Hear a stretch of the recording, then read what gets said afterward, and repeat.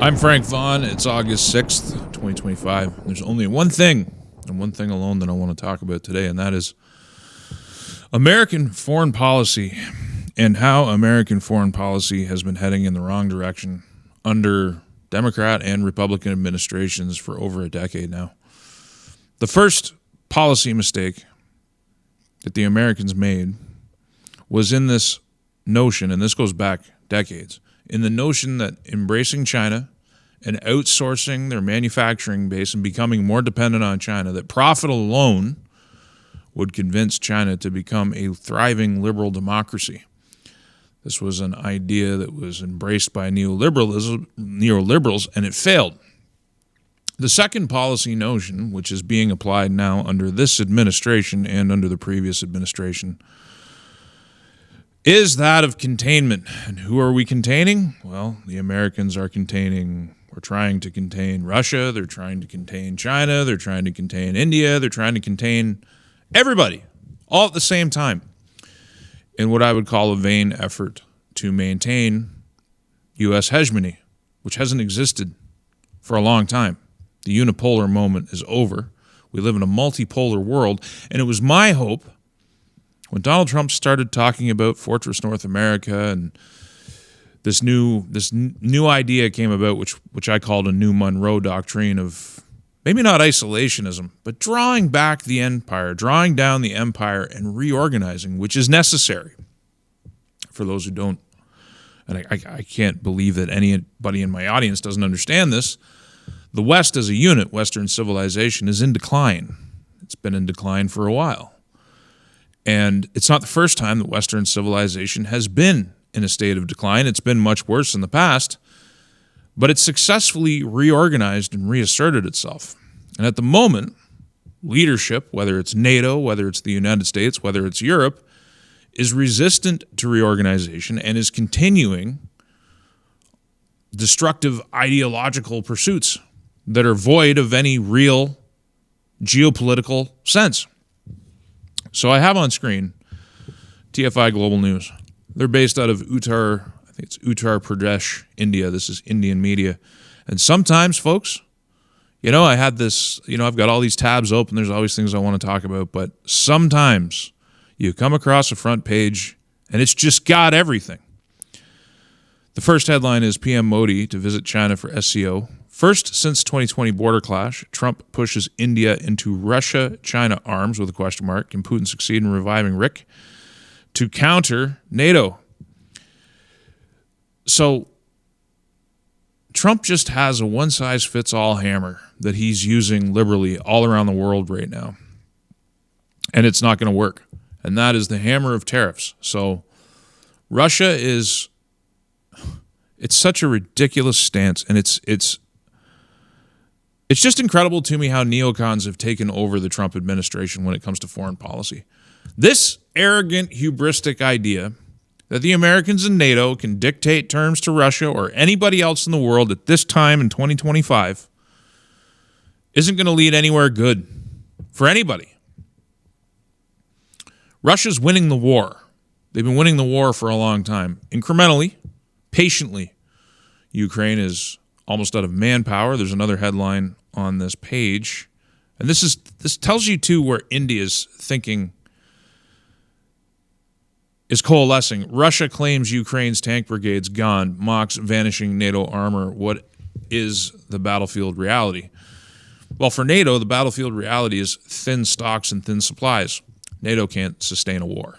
It's not prepared for warfare. Meanwhile, Russia is now 3 years in. They've ramped up their armaments industry.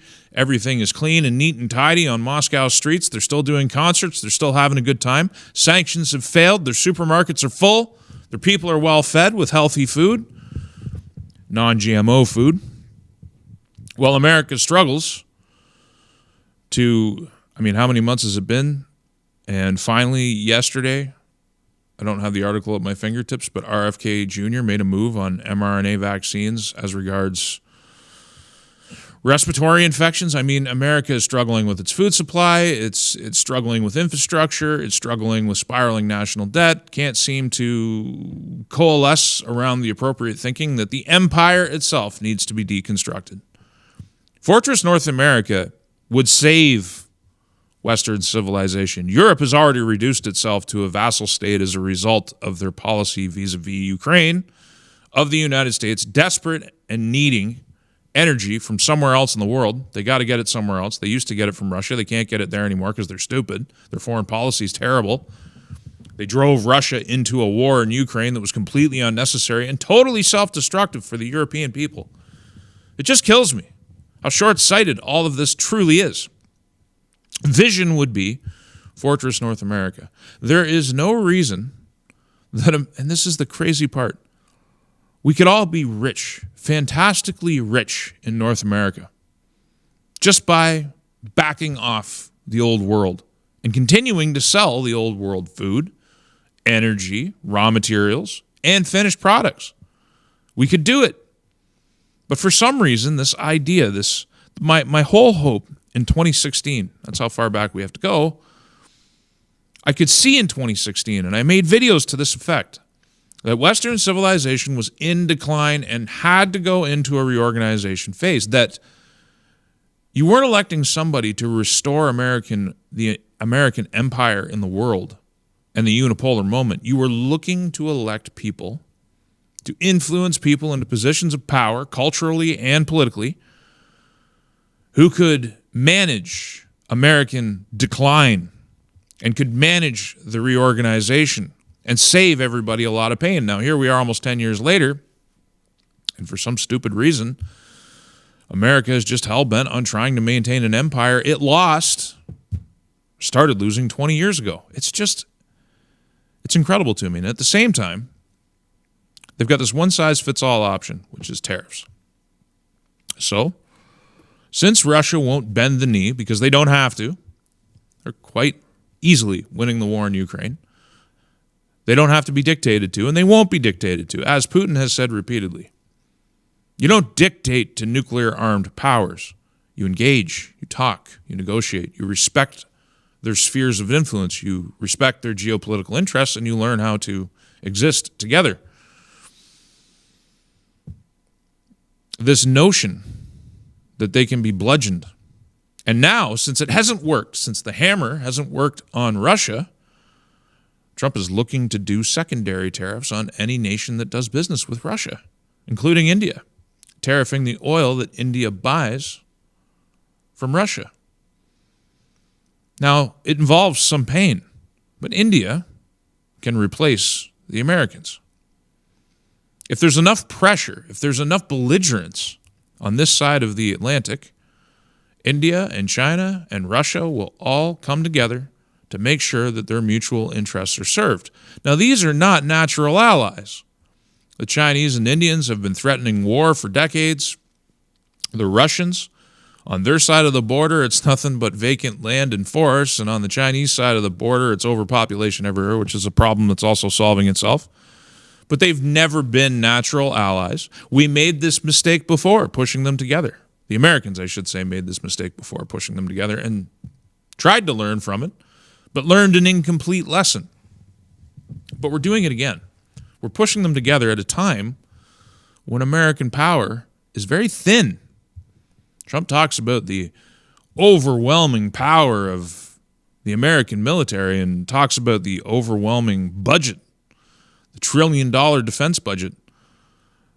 But how much of that $1 trillion defense budget is very fancy weaponry, not cheap weaponry, and how much of that is $500,000 desks and $150 light bulbs? All this pork and fat that the Trump administration was supposed to deal with, which is still ongoing. Now, the truth is American stockpiles of advanced weaponry are thin, largely drawn down because of donations to Ukraine and spending it fighting Israel's wars. They're not in a position to dictate. Now listen, the brilliance of Fortress North America is that all of these nations, the BRICS nations, the RIC nations that are coming together because of American pressure, because America is dedicated to this delusion of hanging on to everything, they would naturally fragment if left to their own devices. So the world would celebrate, Europe might not, but the world might celebrate the drawdown of American empire. And in the vacuum that American empire and its reorganization would lead to these nations disputing with one another, fighting for great power status. And America could just leave them to it. And at the same time, sell to all of them and get fantastically rich in the process. And bide time to actually deal with what everybody calls the deep state, but it's the spiraling expense of U.S. government, the inefficiency, the need to rebuild infrastructure, all the things that America needs to come into the new century powerful. It needs time.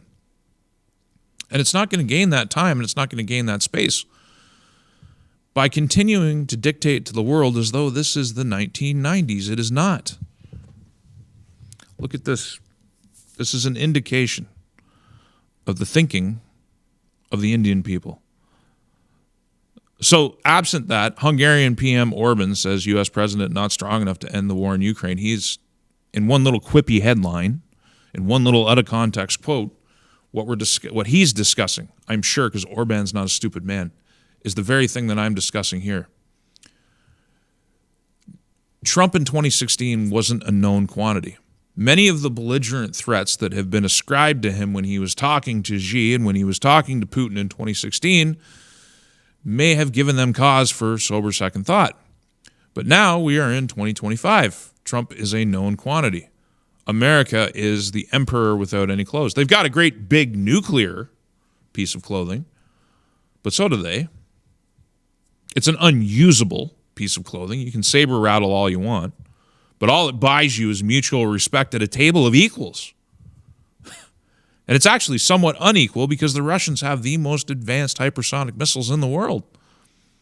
So even though America has Trident nuclear submarines stationed around the world, and they can obliterate the Russians, and there isn't much the Russians can do to stop it, America's powerless to stop their own obliteration at the same time. So it's all nonsense.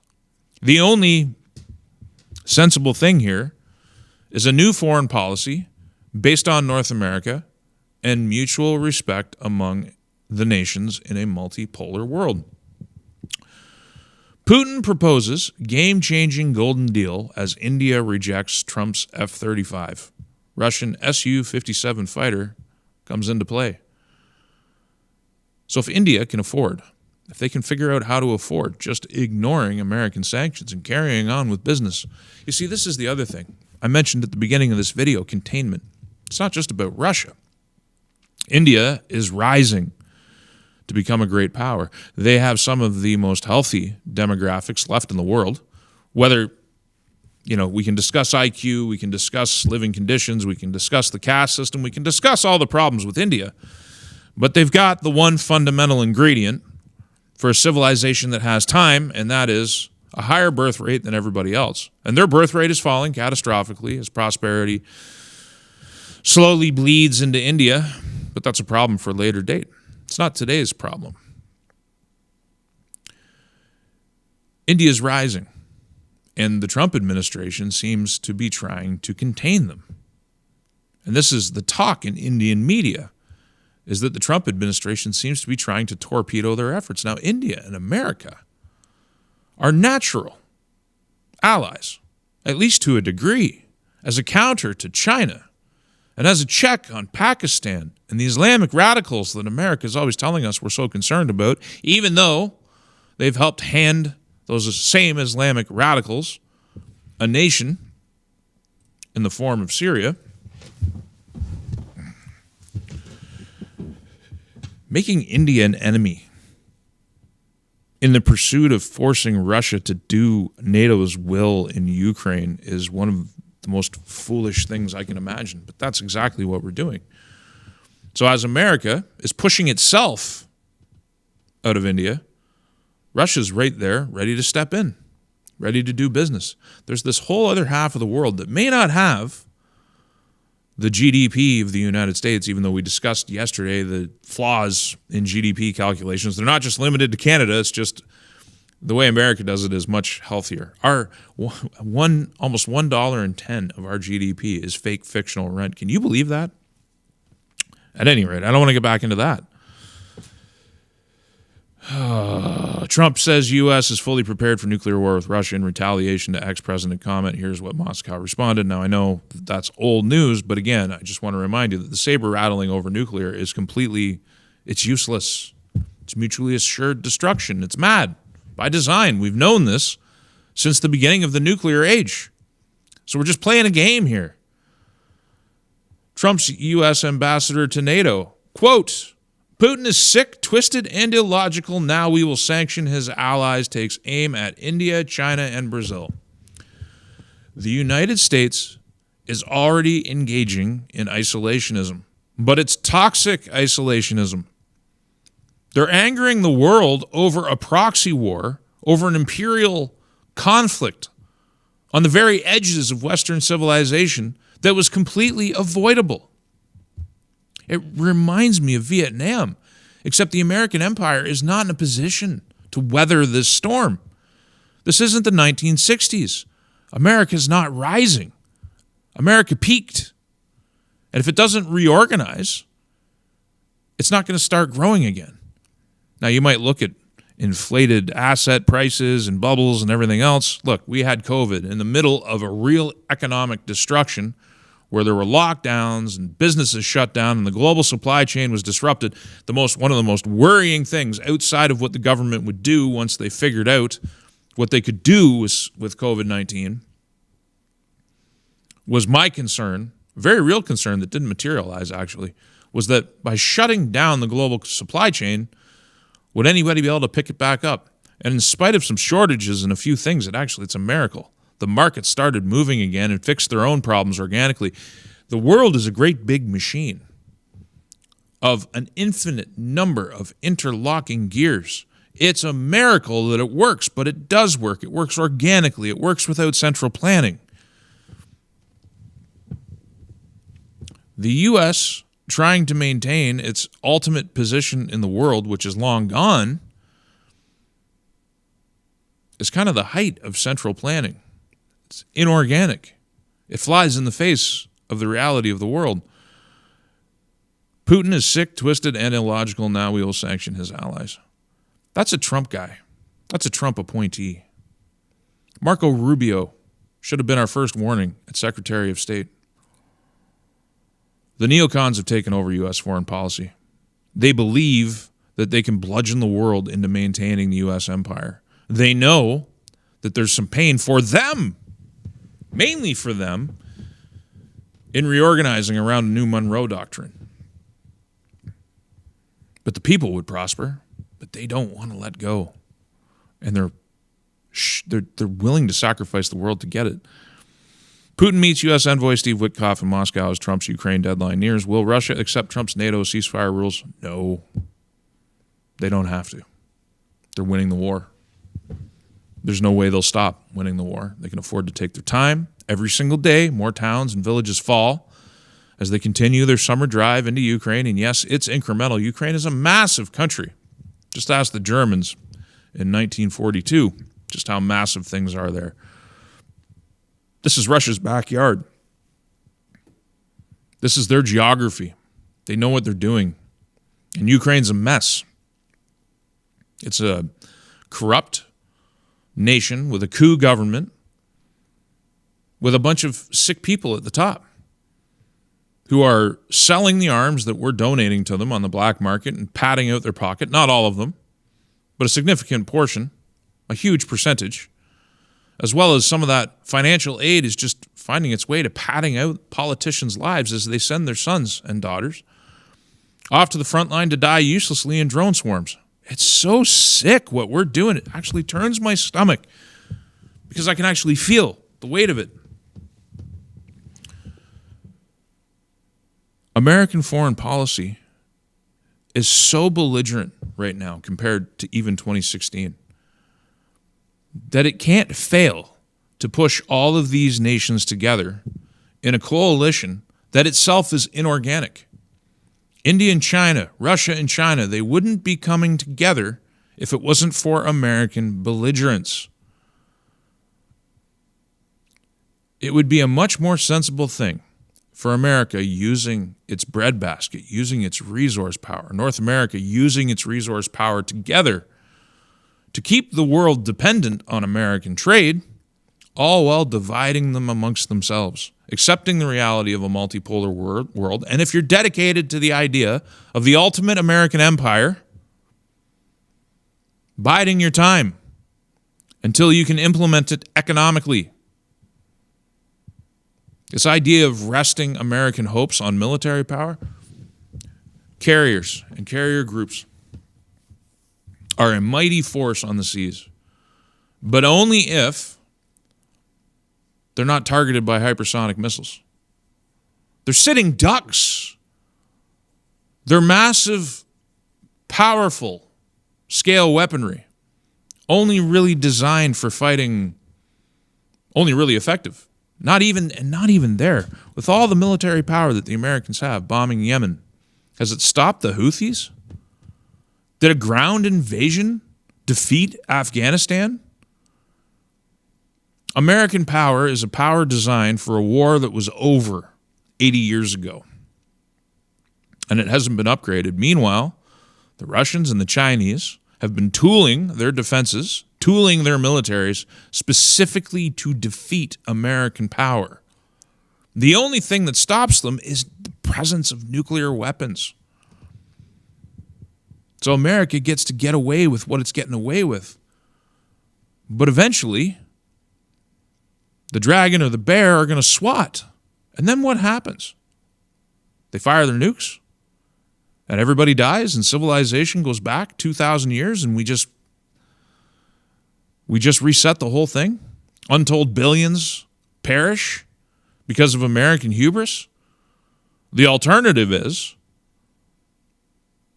to actually engage with the reality of a multipolar world, to not push all of these people together by deliberate belligerence, to tell the truth in foreign affairs, to respect the seated at the table interests of the other nuclear-armed nations, and to make money, fantastic amounts of money and prosperity and material wealth.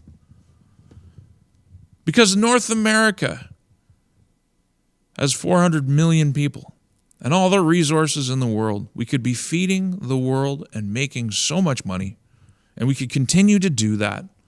All it would require is a reduction in the expenditure, as well as the expenditure in life, the financial expenditure of American empire, the drawdown, the acceptance of new realities, a new geopolitics.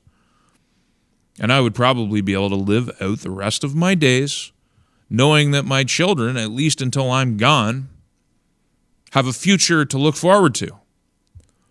But that is not the direction we're heading. Campaign Trump talked of these things. President Trump seems to have abandoned them. And this sanctioning of India, this tariff price on India, it's just another failure in the making. Now, I'm going to be on Clyde Do Something later, so please come in the comments section and tell me why I'm wrong about everything. I'll be more than happy to argue with you. Marty apparently can't make it today, so I'm taking Marty's slot. And I look forward to it. 7:30 Mountain Time, 6:30 Pacific. I have no idea what time that is in the East. Come check it out. I'm Frank Vaughn. I'll see you in the next one.